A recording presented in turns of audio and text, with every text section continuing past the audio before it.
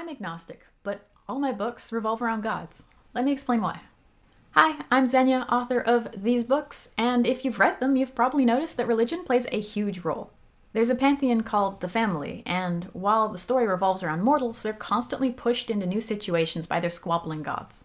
Think Greek gods level of drama, but with rules keeping them from acting too directly on Earth. Technically, that makes my work religious dark fantasy, but I tend to just say dark fantasy because when people hear religious, they immediately assume Christian, and that's just not what I write.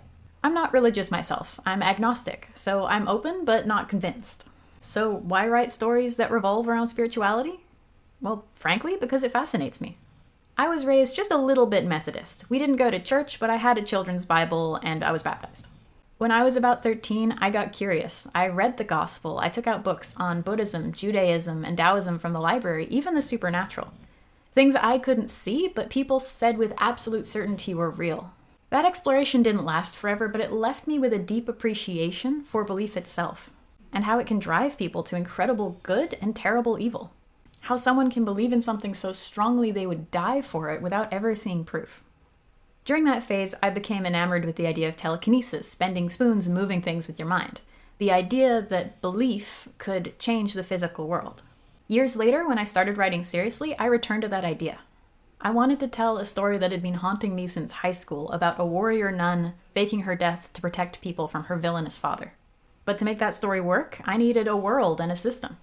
And I thought to myself, if belief could affect the physical world and enough people believed strongly in the same thing, what would happen? Well, the gods would become tangibly real. But humans love a scapegoat. We always have. So in my world, whenever anything goes wrong, abuse, monsters, nightmares, people blame a goddess of murder. And because their belief makes things real, she has to shoulder those burdens. Which got me thinking, how would she feel about that? How would the rest of her divine family treat her? What would she do about it if she had centuries to plan?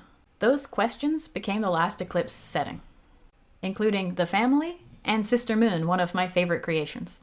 And now with a best friend who happens to be an Anglican priest, I get to explore all these ideas of theology and religion even deeper, and bring that knowledge and those conversations into my writing and my fantasy.